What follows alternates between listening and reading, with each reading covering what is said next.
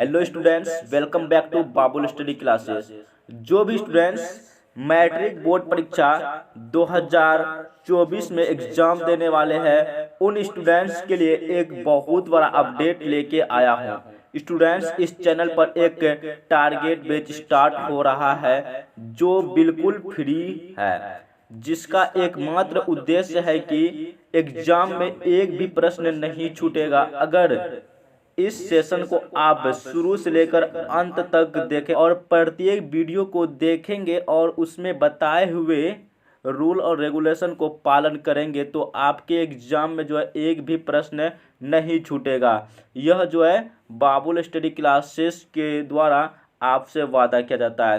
तो ज़रूर ज्वाइनिंग करें, बिल्कुल फ्री है और यूट्यूब पे ही रहेगा। तो चलिए, आज का जो है हम लोग का क्लास होगा साइंस में फिजिक्स मतलब भौतिकी का। भौतिकी भाग 2 जो क्लास 10th स्टूडेंट्स के लिए बहुत ही इम्पोर्टेंट बुक है और इससे अधिक क्वेश्चन भी पूछा जाता है। वैसे तो साइंस में 3 बुक है, फिजिक्स, केमिस्ट्री और बायोलॉजी। आज के इस क्लास में हम लोग फिजिक्स देखेंगे, जिसमें हम लोग का पहला चैप्टर है प्रकाश के परावर्तन। तो चलिए स्टार्ट करते हैं। सबसे पहला चैप्टर है हम लोग का प्रकाश का परावर्तन, रिफ्लेक्शन ऑफ लाइट। लाइट के बारे में मतलब पढ़ना है। सबसे पहला टॉपिक क्या है? लाइट मतलब प्रकाश क्या है, उसके बारे में हम लोग समझ लेते हैं। सबसे पहले प्रकाश प्रकाश जो है वह भौतिक कारक है जिसकी उपस्थिति के कारण हम क्या करते हैं, किसी वस्तु को देख पाती है। कौन? हमारी आंखें। हमारी आंखें जो है प्रकाश के कारण ही किसी वस्तु को देख पाते हैं। अगर प्रकाश नहीं रहता तो हमें जो है आंख रहते हुए भी हम क्या होते, अंधा हो जाते। इसलिए प्रकाश के कारण क्या करते, हम वस्तु को देख पाते। अगर प्रकाश के बारे में कोई पूछे प्रकाश क्या होता है तो यही बात बता दीजिएगा, प्रकाश के कारण ही हम लोग क्या करते हैं, किसी भी चीज़ को देख पाते हैं। प्रकाश एक प्रकार की क्या है, ऊर्जा है। यह बात याद रखिएगा, प्रकाश एक क्या है, ऊर्जा है। प्रकाश सीधे रेखा में गमन करती है, प्रकाश निर्वात में भी गमन करती है।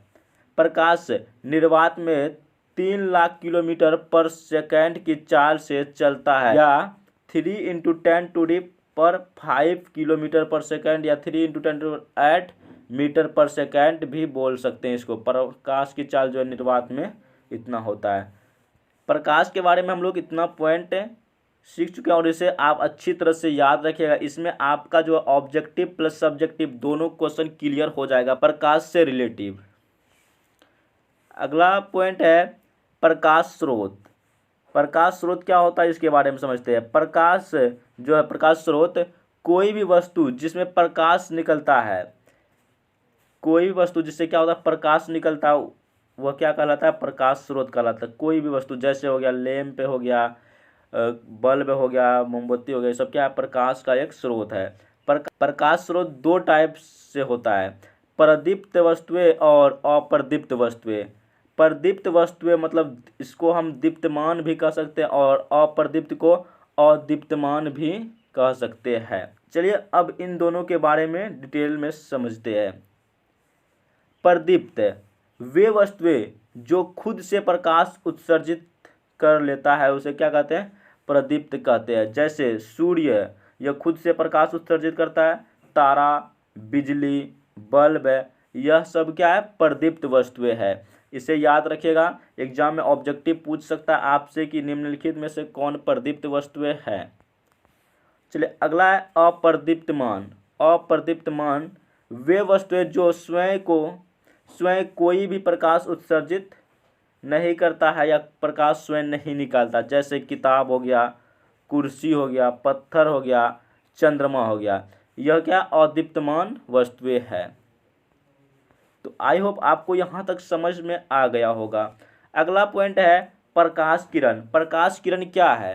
प्रकाश किरण जो है एक सरल रेखा पर चलने वाले प्रकाश को प्रकाश की किरण कहते हैं। एक सीधी रेखा में चलने वाली किरण को क्या कहते हैं, प्रकाश किरण। किरण पुंज। किरण पुंज क्या है, व्हाट इज बीम। प्रकाश के किरणों के समूह को क्या कहते हैं, किरण पुंज कहते हैं। किरण पुंज 3 प्रकार के होते हैं। इसे आप नोट्स भी बना सकते हैं कॉपी में, या तो इसका हम पीडीएफ भी दे देंगे। यह चैप्टर खत्म होने के बाद आपको पीडीएफ मिल जाएगा। अभी आप इसका स्क्रीनशॉट लेके आप इसका क्या कर सकते हैं, नोट्स बना सकते हैं सेम टू सेम।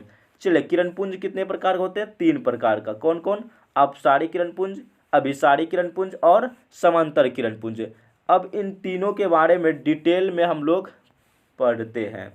अपसारी किरण पुंज, अपसारी किरण पुंज किसे कहते हैं, जब प्रकाश की किरणें एक बिंदु स्रोत से निकलकर कई दिशा में फैलती चली जाए तो यह अपसारी किरण पुंज कहलाता है। जैसे यहाँ पे देख सकते हैं, एक बिंदु से निकलकर क्या करता है, फैलती चले जा रही है, तो यह कौन सा किरण पुंज है, अपसारी किरण पुंज है।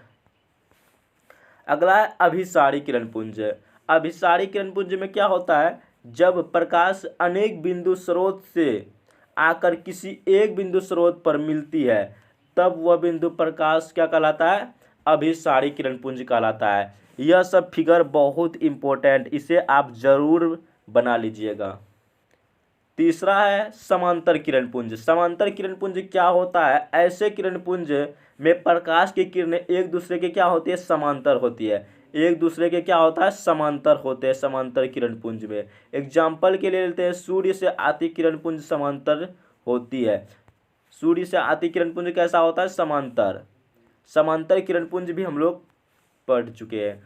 पदार्थ का प्रकार, पदार्थ का प्रकार यह जो है क्या क्या होता है, पारदर्शी पदार्थ, पारभासी पदार्थ और अपारदर्शी पदार्थ। इसके बारे में भी हम लोग समझते हैं। पारदर्शी पदार्थ, ऐसे पदार्थ जिससे होकर प्रकाश जो आसानी से आर पार जा सके उसे पारदर्शी पदार्थ कहते हैं। जिस वस्तु से होकर प्रकाश आसानी से आर पार हो जाए उसे पारदर्शी वस्तु कहते हैं या तो पदार्थ कहते हैं।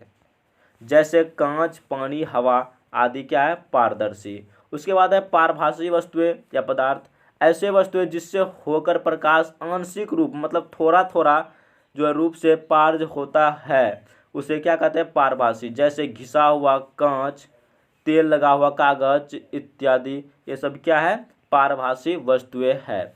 उसके बाद है अपारदर्शी। अपारदर्शी मतलब क्या, वे वस्तुएं जिससे होकर जो क्या कहते हैं प्रकाश पार ही नहीं हो सके उसे क्या कहते हैं, अपारदर्शी। वे वस्तुएं जो प्रकाश को अपने से होकर नहीं जाने देता है अपारदर्शी कहलाता है। जैसे पत्थर, लकड़ी, लोहा इत्यादि, ये सब क्या है, अपारदर्शी पदार्थ है।